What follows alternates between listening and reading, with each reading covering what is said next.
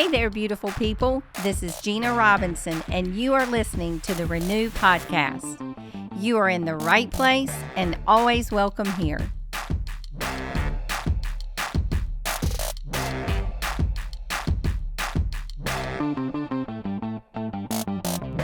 going to start off with a shot. So, does everybody have one of these? Have you taken it? Took it already? If you haven't taken it, we're going to take one together. I wish I had extras for you. Go ahead and pop that lid off. Jess is going to tell us what's in this. So this is a little pick-me-up to help us have some energy this afternoon. As we start our Nourished panel, we thought, why not start with a nourishing shot? So this is from Fresh Vibes. It is called the Twisted Apple Juice. It is Pastor Gina's favorite juice at Fresh Vibes. And it is mango, lime, cinnamon, apple, and wheatgrass. And you're like, what? Wheatgrass? What are you talking about, girl? No worries. If you are gluten intolerant, you can still have wheatgrass.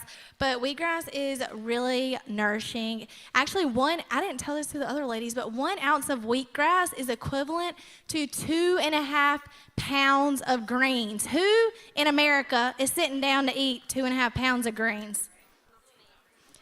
We are overfed and malnourished, but not today, okay? So we're going to take back, fun fact about our wheatgrass, it's locally grown, it's organic, and our wheatgrass grower prays over our wheatgrass. So this is holy grass, guys. So enjoy your holy grass and let it energize your afternoon. Cheers.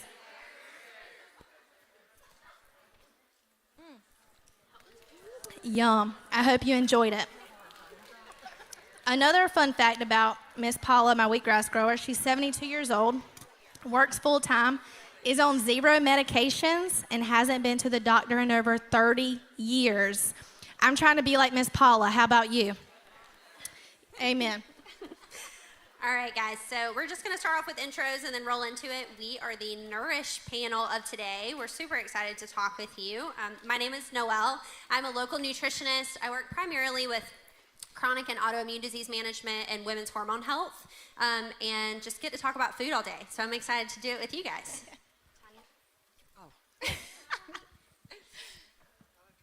Hello, can you hear me? Hi, I'm Tanya. My husband and I own a personal fitness training studio here in town. We've been in business for about 28 years, and we love it. I am Jessica Albee. Most people call me Jess. Today, for fun, you can call me Juicy J. I am the owner at Fresh Vibes. We've been in business 9 years in Greenville, and it makes my heart so happy and blessed to be a resource for our community, to offer nourishing, nutrient-dense foods that focuses on quality of life and helping our customers prevent and manage chronic disease processes. I am also certified in yoga and in plant-based nutrition, and I'm excited to dive in today with you guys.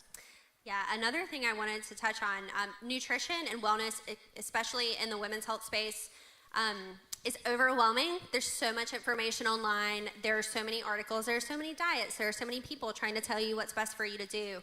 And we all do this for a living, and we all do it differently. So just let that go to show that what works for one person might not work for the next person. We have some common themes of what we felt like were important based on the theme of soul care today, being Christian women and knowing what, is going to be supportive for your physical, mental, and spiritual health when it comes to food, movement, and hydration. But the details of what those foods are and how that works for your routine and when you eat them and how you prepare them, that might look different for you, and it should. That's okay. So just remember that as we kind of go through today's discussion. Yeah, so ultimately, stewarding our bodies well is a means of honoring God, the one who created us, okay? God wants us to feel good. He designed us to live a vibrant, full life, full of joy and energy to live out his calling for us. Can we do that if we are sick and tired? No. We cannot. So we are going to talk today about how to fuel our body in a way that energizes us, that strengthens us so that we can carry out what he's calling us to do in this season. And this season may look different from 5 years from now. It may look different from 5 years ago. I'm a mom of two, try to run a business and keep a happy husband at home and, try to keep good friends and be intentional with them. But this season looks different than, 5-10 years ago. So we're going to talk about finding what works for you in this season so that it can be attainable and sustainable as a lifestyle. We're going to talk about ditching the diet mindset today. Amen. Yeah. Can I get an amen? So when we're looking at a lifestyle that is sustainable and fuels us to live our best life, there's a book. We all read the Soul Care book to prepare for this, which was amazing, and I highly recommend. But in that book, she referenced another book that a physician wrote, and it was called What Would Jesus Eat? He looked at the rhythm of Jesus' life as he was walking on this earth, and there were 3 simple, easy concepts that he found, and we want to share those with you today. So the first one, whole foods. Jesus was eating whole foods. So what do I mean by that? The perimeter of the grocery store, the produce section. Get really familiar and fun with the produce section. That's going to be your best friend. You know why? More nutrients for your body to absorb. There's colorful rainbow foods that are vibrant. They have vitamins, minerals, living enzymes that fuel your body at a cellular level. They affect mental health, your physical health, your energy. Your spiritual health too, because if you're not feeling great, are you going to be in connection with God? You're probably going to want to get under the covers and hide. We don't want that for you, okay? So we want to inspire you to pick whole foods. Fresh foods was the second concept in this book of what would Jesus eat. So whole foods, fresh foods.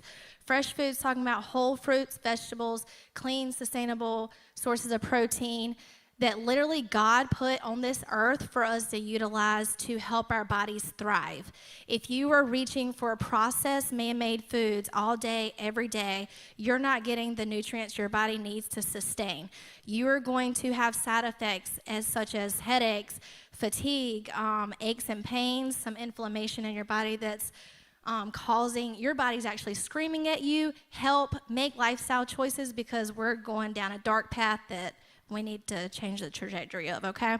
So fresh, whole foods. The third thing that this book said Jesus walked out was foods without additives, fungicides, and pesticides. So that means when I'm going in the grocery store, I need to look at the ingredients list if I am looking in the middle section of the grocery store, okay? Thankfully, our fruits and vegetables don't have an ingredients list. They're good to go. But I will say when it comes to food quality, we want to choose organic when we're able to, but I'll give you a resource. You don't have to always choose organic and spend the extra money. The Environmental Working Group actually tests the fruits and vegetables once a year and puts out a clean 15 and dirty dozen food list for the year. You can go to ewg.org and check out. You can actually print it off and take it to the grocery store with you. So it's super easy for you to know what food, like avocados and bananas and pineapples, you don't necessarily need to find them organic. But berries, normally you try to want to get organic. So that's a little bit about food quality.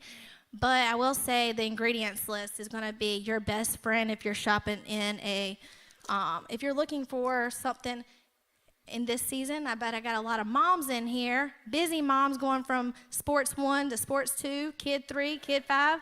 Where are we? I don't know. So what should I eat while I'm on my way? Not Chick-fil-A, okay? Is that going to fuel your day? When you're thinking about how can I sustain my day and get through without a 3 p.m. slump and needing more caffeine, think about this. For lunch, am I eating pizza or am I eating like a salad and a protein smoothie? Which one's going to make me feel better and able to continue on? I do think that when we were talking about this and prepping, I work with people who have all different types of lifestyles and different levels of busyness and different hats that they're wearing and things on their plate. And we have to remember that nutrition's a sliding scale. So what works for you today may not be what works for you tomorrow. What you have the time to prep today may not be what you have the time to prep tomorrow. You may be in a hotel. You may have to have airport food. You may have to go through the drive-thru. Like when you are making the best decision that you can for yourself and for your family, remembering to do the most color that you can, to use the food with the least amount of ingredients, to get good protein on your plate somehow. Like those are good staples to remember to do to help fuel yourself so you feel well. But the stress and the overwhelm of like being food obsessed and constantly worrying about your next meal and trying to decide how to make it perfect and stressing out over the ingredients that are in it, doing that to the extreme can cause more stress on your nervous system and have more negative effects on your health than the foods you're trying to avoid sometimes. So just remember to have grace with yourself too, and to do the best that you can for yourself each day. Like, these are kind of best case scenario recommendations that we're making, and we have some resources that we provided you guys with in the app that and we will send some follow-up emails. We have contact information there if you have one-on-one questions you want to ask. There are certainly ways that we want to help you be able to make healthy eating easier for you and a healthy lifestyle more attainable for you. But just remember too, we're doing the best that we can each day with what we've got, right? I always say it's not about perfection, it is about consistency. So each day, am I striving to do my best? And when you are on the go, how can we make it easier for us so that we are making healthy choices and we have them at our fingertips? I literally leave some of this stuff in my car so that my kids and I have a healthy snack when we're on the go. These are organic dried berries from Trader Joe's. The ingredients list is literally organic freeze-dried blueberries, strawberries, and raspberries. Do we understand the ingredients list here? Yes. You know what's in there. So if you're looking at an ingredient label and it says monosaccharidine, do you understand that? Your body doesn't understand it either. So if you don't know what it is, you can Google it, a quick Google search to understand. But if it's not a whole food and you don't understand it, your body will not understand how to break it down. So it actually will wreak havoc in your system, cause inflammation, and overabundance of inflammation in our life actually leads to disease processes. So we want to avoid that. Another easy grab and go, these organic mangoes, that's literally the only ingredients in this package is dried organic mangoes. If you have kids, the Solely brand is an organic fruit snack brand. I know that most fruit snacks have artificial food dyes. We want to stay away from those for our mental health because our kid's going to turn into an evil twin that we don't want to deal with. So for your mental health, grab Solely. It has organic mango and organic guava. This will help them stay even keel. No hyperactivity there. If you have a sweet tooth, dates are a nice go-to. You can stuff them with some nut butters, almond butter. You can drizzle dark chocolate on there, sprinkle some sea salt, a nice little sweet treat. And if you're looking for some bars that are easy, like have some protein, this is normally like a grab and go for me that's whole food. The Bearded Brothers organic bars, literally dates, almonds, cashews, lemon, and sea salt. We understand those ingredients. Your body does as well. They help fuel your day and not cause, you're not putting toxins in there. The only bar is by Vonnie, by the Food Babe. If you don't follow the Food Babe on Instagram or Facebook, I highly recommend it. She goes to Congress to fight for our food system and helps get our food healthier for our kids and our families. So we are very grateful for the Food Babe. But hey, she decided that there wasn't a protein out there that was clean enough for her family. So she created Truvani, Truvani, Truvani. They have protein bars now that are whole foods, and she has plant-based proteins that you can throw into smoothies at home. Yeah, one of the last things we wanted to touch on with food before we shift to hydration is fueling your day. So for a lot of the discussion that we've had today, there's been so much great talk about supporting emotional and mental health. And from a food standpoint, we want to help you support your blood sugar so that you will be able to support your mental and emotional health easier. And so that's kind of one avenue that we look at through nutrition. We're not going to get into the weeds about all of that today, but remembering that protein is important. Healthy carbohydrates and fiber are important. Healthy fat is important. This whole story that we've been sold about, eating less and eating fat-free and eating light stuff all the time is the way to be healthy is just not true. We need to make sure that our body's getting enough of the gas that it needs to go, right? To do all of the great things that you've been called to do and that you were doing every day. And we can't do that if we don't have the basic nutrition in our system. So just remembering that fueling your day looks like prioritizing that stuff and getting enough of those foods into your day through, whatever brands work good for you. And then one of the brands that's up here that I love, this is called Redmond's Real Salt. I don't know if anybody's ever heard of them. They're in pretty much every grocery store, and they are a sea salt, a Himalayan sea salt brand. When we talk about hydration, we also have to talk about salt. And I think that there's been a lot of discussion over the years about salt being bad for us for a lot of reasons.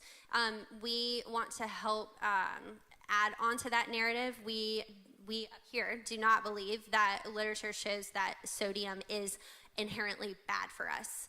It is important to get salt in our day through mineral-rich sources, right? So like Redmond's is a great, affordable, easy-to-find sea salt that you can get from the grocery store. You add a teaspoon of that with a teaspoon of lemon juice to your first bottle of water in the morning, and you can do a lot to hydrate yourself in a way that's going to help you to feel the effects of being hydrated more than just pumping yourself full of water all day. So a lot of my clients, I don't know if any of you do this, but they have a water bottle.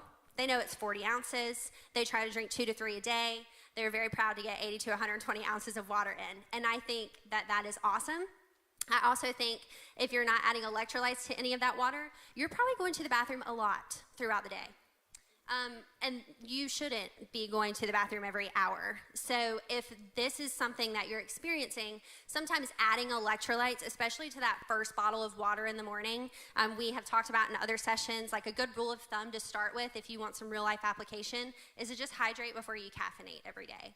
Before you reach for your coffee or your energy drink or your tea or whatever you have in the morning, just drink a cup of water. Your body will thank you. Maybe when you wake up fatigued and trying to get going for the day, your body just wants water first before you give it caffeine.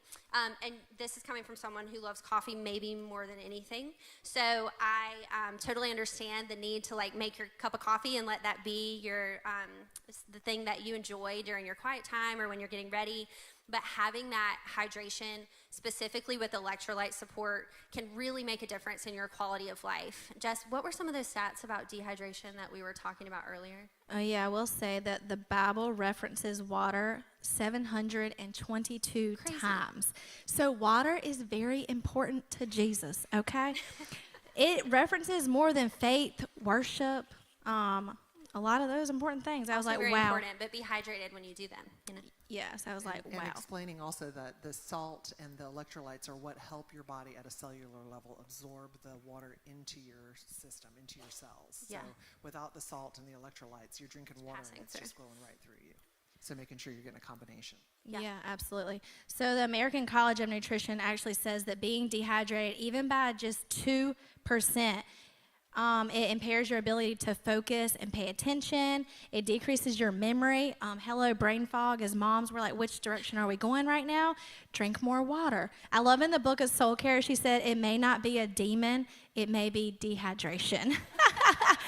So water is very important, okay? Satan's not coming after you, but your water bottle is. It actually can impair your judgment, and it impedes the production of serotonin, which is our feel-good chemical in our body. So that affects depression, levels of anxiety, sadness. So literally hydration affects your level of happiness. So mental health, hydration go hand in hand, okay? And metabolism. Metabolism. You can be as little as 3% dehydrated and slow down your metabolism up to 30%. And we don't want that as women. That's the most important point in my There's enough. opinion. There's already enough to try to deal with. Yeah. And I will say real quick about hydration. If you are someone that suffers from headaches and fatigue, you are not getting enough water. Those are 2 symptoms your body is screaming at you, I need more water, okay? So if it's 3 p.m. and you have a headache and you feel like you need a cup of coffee to get through the afternoon, guess what? Promise you it's not the cup of coffee you need a cup of water. If you're someone that doesn't enjoy water, you're like, Jess, I don't like that. Sorry. But go to the grocery store, get you an orange, lemon, lime, some mint, basil, whatever you got to do to be frou-frou, and get it fancy water if that's your jam. Infuse it with some orange, throw a mint leaf. You got your infused little mocktail. It'll make you happy. Your body will be happy with you. So it's a great way to get that water in. Yeah, absolutely. And then we have gotten some questions, and we wanted to touch on filtering water. There are different, like the sliding scale thing we talked about earlier. There are different tiers to this, right? Best case scenario, you have some sort of filter at your house that you use, and you have a water bottle, and you pour that full of water, and you do that throughout the day. If you are purchasing from the grocery store and you're looking for that like next best option, spring waters are great. Anything that's not purified, anything that has electrolyte support in it, like some of my clients use the smart waters. We don't want to regularly use the waters that have like added sugars in them. Like some of your Propels and stuff are also sweetened, and so that's not really helping to hydrate us. It's a little tricky the way they market that stuff, but anytime that you can have some sort of water filter that you use to keep water on hand, I think if you have it by you, you're more likely to drink it throughout the day. So that's a great way to kind of get ahead of that curve. And if you're asking how much water should I be drinking a day, you need about half of your body weight in ounces. So if you're optimal body weight, yeah. So if your optimal weight is about 120 pounds, you need to be drinking at least 60 ounces of water a day. And then one of the most important times to hydrate is while you're doing movement. So we have our movement expert, Tanya. We're going to pass it to her and let her talk a little bit about why movement is important for soul care, why it is important for nourishment of your body, mind, and soul, and then also some tips for what type of movement would be great for us to incorporate. Well, until recently, movement was essential for daily function. So we were hunters and gatherers. And so in the last 100 years or so, our obesity rate went from almost 0% to over 70%.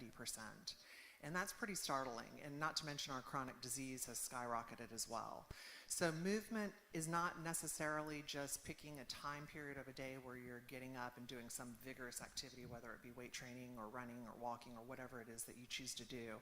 It should be something that's kind of continual. And I know a lot of people's lifestyles don't allow for that because you're sitting at a desk or in an office, but there are ways that you can, well, I hope that there are ways that you can, modify your day and allow for some type of continual movement. They now have like desks with treadmills that you can walk and work on your computer and things like that. But if not going to that extreme, getting up a few times a day and just moving.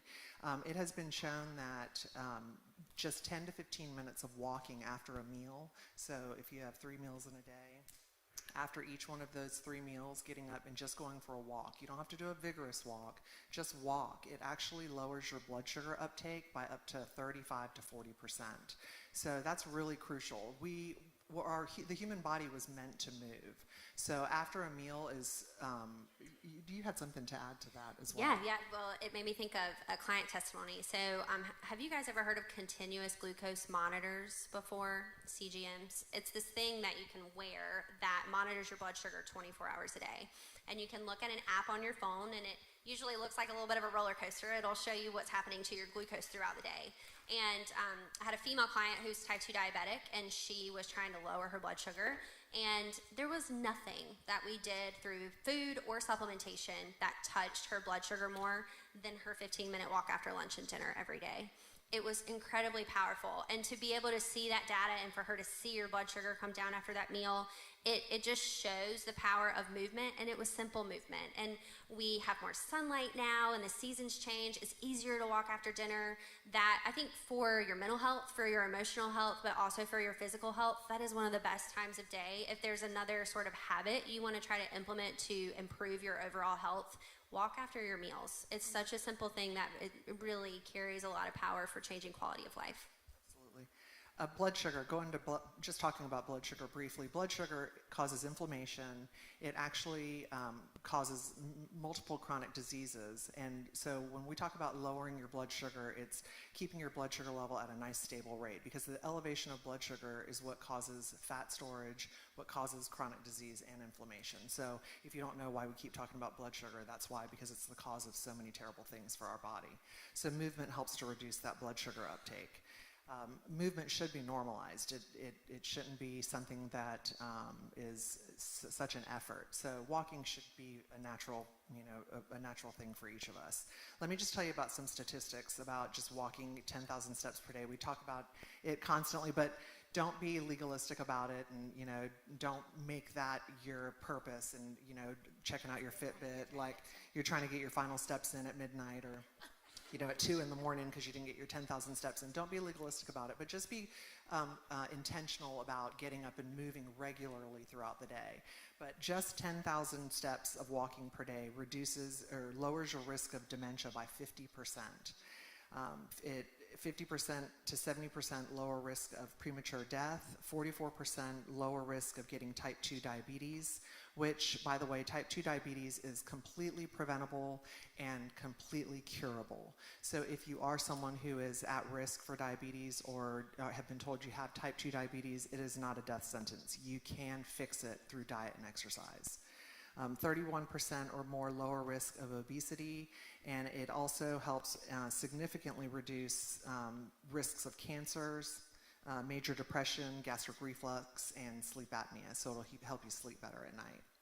When Jesus was on the earth, the book was telling us he walked 20 miles per day, and he wasn't alone. So, he models for us that we should be moving, and we should be active every day. It's so easy in today's day just to lay around and scroll, and or just to sit at a desk and work, and on your computer, that kind of thing. Life is not requiring us to move, but just being intentional about getting up and moving. That makes me think of a conversation we were having when we were prepping for this. So Tanya obviously does this for a living and is training people all the time, and we're like, what type of physical activity do you guys do?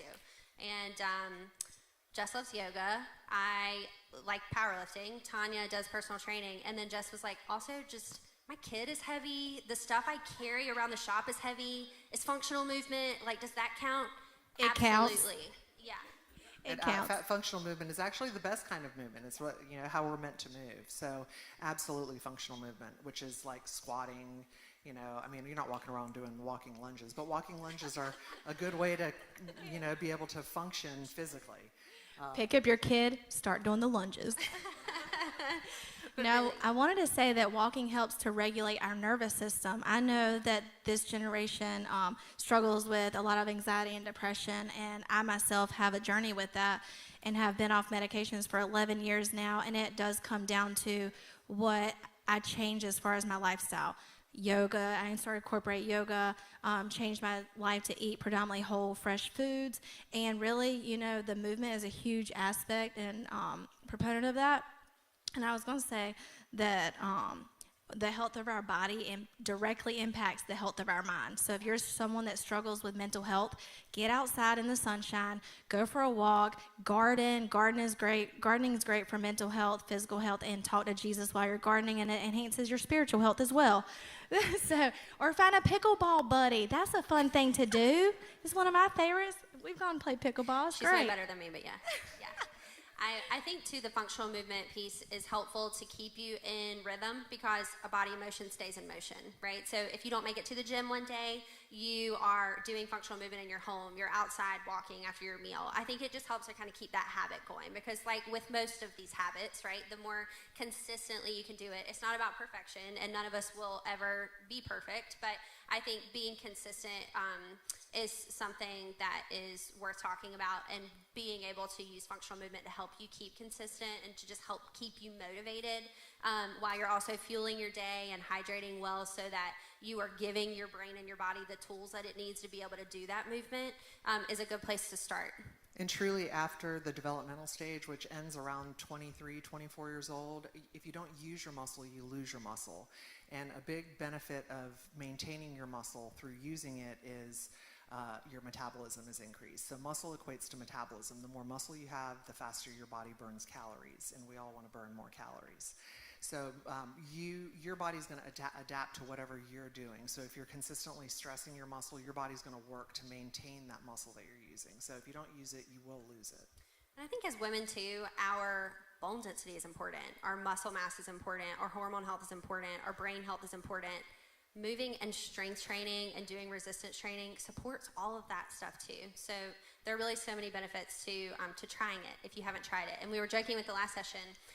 Some people worry about getting too big or too bulky when they strength train. If you can find out how to just passively gain muscle, please let me know. I would love to know. Every man on this earth would have 25-inch biceps and 50-inch chest if it were that easy.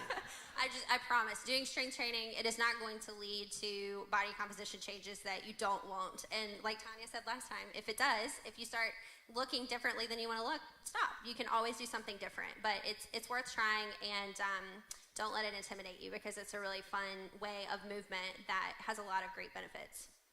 So for the last portion of today, we want to talk to you guys. We have had a lot of great questions, and we know there is a lot that's been covered, and there's a lot of conversation out there about nutrition and about hydration and about movement. So for the real life application piece, we do have some resources for you, and we've heard that some of the links are not working on the app. We're going to work to get you a follow-up email or fix that how we can. We do have our contact info and our websites and information if you want to have more one-on-one discussions about stuff.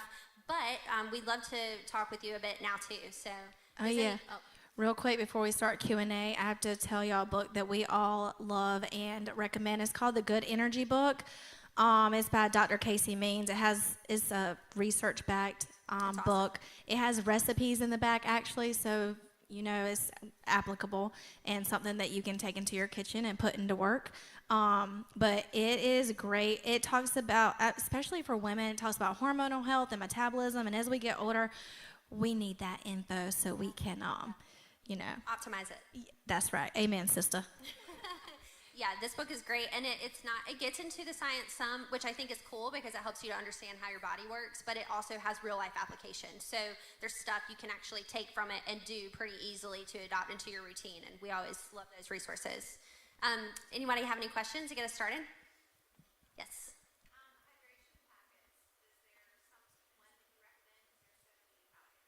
Yes. So she said hydration packets. Are there any that we recommend? We have a few different recommendations from a brand standpoint. The biggest thing is to just look at your ingredients label, just like we've encouraged you to do with the food brands that you're choosing. Any electrolyte packet that has a bunch of added sugars is probably not a great one for you to use every day. Sugar dehydrates us, so we don't want to use a lot of that in our electrolyte packets as we're trying to hydrate. So when you're looking at specific brands, if you want to do the easiest and most affordable thing, buy some high quality sea salt or Celtic salt. Use a teaspoon of it with a teaspoon of lemon juice. And just buy a lemon, cut it in half, squeeze it into your water. That's a great way to get the same thing that electrolyte packets are giving you. Cheaper. Cheaper. Salty. It is salty. So if you don't love that taste and you don't think you're going to be consistent with it if you can't find a better taste, there are a few good brands. They have. Make sure they with have salt some. you're getting. Yeah. There's more than just that brand. There's Celtic sea salt. There's Baja Gold. A lot of those you can find salt sources that contain the minerals that you need for your body to absorb the water. So, like she said, you can make it. You can buy a fancy electrolyte packet, or you can just put a good high quality salt and some lemon juice in. So Redmond's has an electrolyte. This brand, it's called Relight, Lyte. They're very clean. Liquid IV, no sugar, uses like allulose as their sweetener, which is a derivative of dates. It's a healthier alternative to some of your other sweetened electrolyte packets. Element is great. I personally like them. They're pretty high sodium, so just always consult with your physician, consult with your clinician. Make sure this is a good fit for you. But Element's great. And then Waterboy is pretty good. So there are some good brands of electrolytes out there, but you have to figure out, how much sodium works for you, what feels good for you each day. We all recommend starting with just support in the morning, like electrolyte support when you wake up. You don't need to add electrolytes to every water that you have throughout the day. That would be too much, and too much of a good thing is a problem too. So just remember, hydrate throughout the day. Electrolyte support probably only necessary in the morning or in one of your water bottles.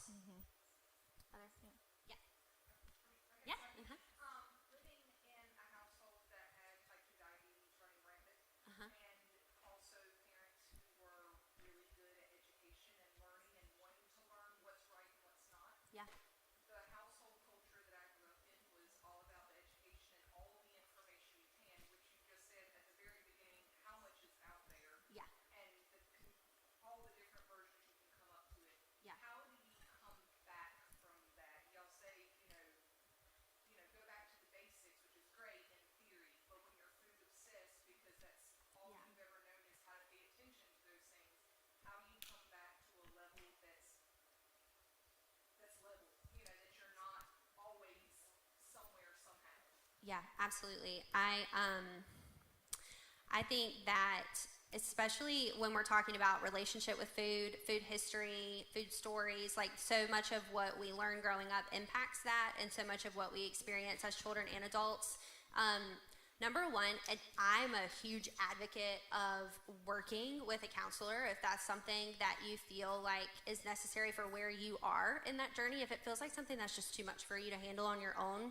I've had clients have really great success working with therapists who help to heal a relationship with food and just help to some of that food noise or some of that like fear of food or some of those things that are very common because everybody in society wants to tell us how to eat and what to eat and how to look, and so it's understandable that that is a thing that can happen, but I'm really a big advocate of pairing what you're doing through nutrition counseling with therapy as well, if that's something that you feel like is another layer that would be beneficial.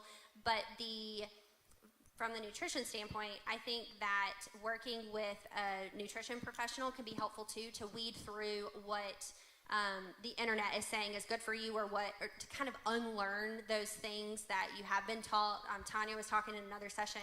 Unlearning is like the hardest part about all of this, because we have all of these things, and I'll have clients come in and they're like, I'm paleo and I'm keto and I'm gluten-free and I'm low sugar and I'm like intermittent fasting, and I'm like, oh my gosh, what are you eating? You know, what is left? So I think that sometimes it can help to peel back the layers of what you've been told is good for you and just work with a professional who can look at some labs or talk about your food history and help you figure out what is actually most important for you at the time.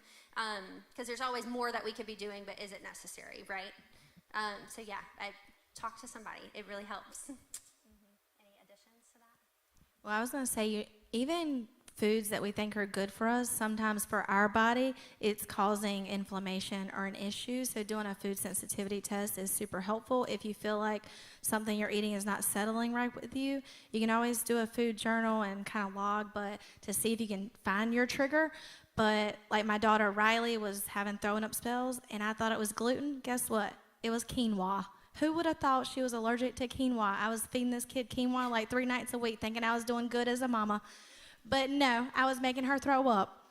Thankfully, Noelle said she needs a food sensitivity test, and we took the quinoa out, and now she's better. So it's really like your body, what you need, and maybe what you don't need, you know, and eat how you want to feel, but figuring out what that looks like for you. Yeah. Megan?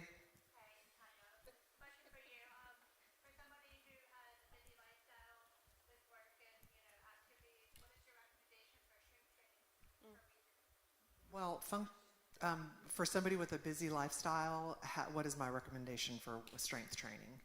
Functional movements. And there are so many, I mean, you can go on YouTube and just type in functional movement video, and they'll pull up things where you can, I mean, I sometimes get up in the morning and I have a few dumbbells at home, and I'll just do 50 squats and, 15 push-ups, and then a set of walking lunges down my hallway, and maybe some bicep curls. I mean, there are easy ways to get functional training in, just doing movements. Just move. You know, that in that book, Good Energy, Casey Means talks about how just doing 30 squats randomly throughout the day is better for your metabolism than doing one 30-minute full session of high-intensity training. So spreading it out and, doing it all throughout your day. So just stop and, when you're waiting for your food to get done out of the air fryer, do 15 squats or 50 squats, whatever's challenging to you. For some it might be 10 that's challenging, others it might be 50 that's challenging, but just do things like that. I had a funny image real quick. This is Tanya going to get her coffee in the morning, or her mineralized water first. Lunges, yeah. Down the hallway, here I come. I'm going to start doing that. A great idea, thank you. It works. It's exercise snacking. That was the terminology that a lot of clinicians use now, and there is research showing that it's just as beneficial, if not more beneficial, than doing like a hard-hitting hour workout every day. It's definitely easier on your nervous system, so exercise snack.